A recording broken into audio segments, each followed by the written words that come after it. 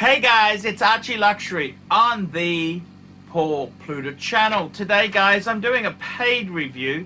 This is paid review 21QB147. Quick wristwatch check. Milgauss Z Blue. Okay guys, let's jump straight into this paid review. This is for Mark Pontiff. I am in a bind and really need your help. I'm 39 years old, an aviation engineer from South Georgia, USA. I currently have a two-piece collection that features a 2013 Gerard Perregay Seahawk Professional Mission of Mermaids and a 2020 Rolex Air King 116900. I feel it's time to expand my collection once again by adding a Rolex Explorer 2 16570. I have two options presented to me that I am considering: 1991 Rolex Explorer 2 16570 Polar, or a 2006 Rolex Explorer 2 116570 Black Dial. I'm really torn between the two. I love the white dial and tritium lume of the 1991 Polar, but prefer the more modern no-holds case of the black dial. Both are available to me from a local dealer for about the same price, so that isn't a factor.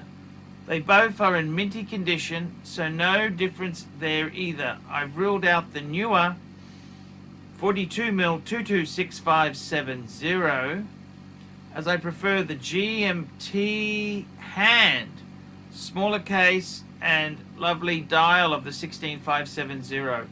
I'm really torn between the two options I have. What should I do? Thanks, Arch. With regards, Mark. So good question there. We got a guy who wants to know, does he go for the white dial or the black dial, and does he go for an earlier one or a later one? So the Explorer 2, bit of a history there. They were updated from the plastic version, which came out in the early 70s. They were replaced in the late 80s, I think around 1988. Actually, no, they were replaced around 1985. They originally were a 16550, which came out in three dial colors: white, black, and cream. The cream being the rarest. Then it was changed about 18 months later to a 16570. That's the reference numbers we have today. I think they came out 87, 88. So that's kind of the history there. What would I do if I had the choice between the two? Well, unfortunately, you've left a few key factors out. Do they both have box and papers? You know, there's many sweet spots in the Explorer 2 16570. Some would argue the early ones are the best, with the tritium dial and tritium hands. You've got to make sure, if it is a tritium dial, you want to try and get the tritium hand version. The problem is, as soon as you send this into Rolex, they kind of change the hands for new hands, which are not tritium, they're luminova, super luminova. Then we've got the situation where another sweet spot was around 2000, when they had a solid end link but with the holes case.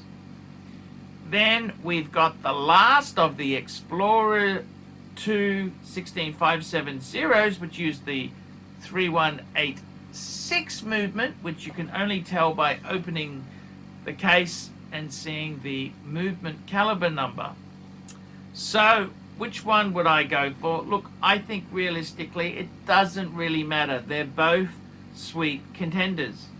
The thing is, I generally would say the 91, I cannot believe that would be in the same condition as the 2006. It'd probably be more valuable. One thing I found in the early 90s ones, you could have a flip-lock class or a non-flip-lock. I had one many years ago which had the non-flip-lock, which I actually liked. The flip-lock can be bit cumbersome. My advice is, I don't think it really matters. The funny thing is, in the day, like we're talking late 90s, the black dials were going for a premium. The white dials were a bit, now the tide has turned where, generally speaking, the polars are more valuable than the black dial. It's a strange thing. It seems to have switched when the new Daytona Panda came out. Okay, so which would I go for? You know what? I don't think it really matters. It'd be nice to have a 90s. If they were in similar condition, both box papers, I'd probably go for the older one. But you'd want to check, is it tritium on the hands? Now, as it ages, of course, the lume is going to be poorer. Okay. The 2006 one is a pretty nice piece because they tended to get these things just right. Solid end links. They had the flip lock, no holes case. They were kind of, you know, they were kind of, it's like looking at a Mercedes SL from, you know, the R107s, and you get an early 70s one or a late 80s one. It's kind of the same extreme and very different critters, but same reference number. And interesting time in Rolex. What would I go for?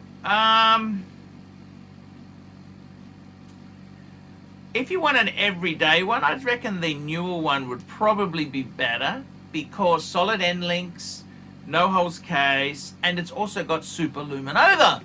But if you wanted something to sort of have as a special classic treat, the polar white would be probably the better one. Now, the biggest factor I would say is, do they have box and papers? That would be a big swinger as to which one I chose there. I don't think you can go wrong with the Explorer 2. One thing I will say is, get rid of that bloody Gerard Perregay. I mean, man, what the hell were you thinking? Gerard Perregay Seahawk. I mean, let's be completely honest there. Gerard Perregay, man, get out of that, baby. What were you thinking buying that? That's a disaster. Don't worry about which Explorer 2 to get. Flip a coin if you're really stuck there. But generally speaking, make sure they've got papers. If one doesn't, I'd go for the one with papers. Papers is seeming to make a big difference. I had one with no papers, and it was only, you know, a couple $100 difference. Now it can be a couple $1,000 difference. So papers seems to be making a big difference. But as far as Rolex goes, get rid of that Gerard Perregay. What were you thinking buying the Gerard Perregay? That is kind of a nothing bullshit watch. Just get that out of your collection. Nice to see you in Air King, Explorer 2. Just keep adding Rolex. If you add Rolex, you really can't go too bad. That's right. If you add Rolex, you really can't go too bad. So I would just slowly add Rolex and just enjoy life. Get rid of Gerard Perregay. You don't need it. It does nothing, absolutely nothing for you. Get rid of it. And fantastic to have the Explorer 2. What a great watch. Okay guys, that's the video for today. Like, subscribe, tell your friends. Don't be afraid to put some comments. And guys, remember, I can't survive on Google Ads. I desperately need more paid reviews to keep this program going. Paid reviews are $50 and they keep me full-time on YouTube. Without paid reviews, it's very hard for me to survive. Okay guys, see you in the next one.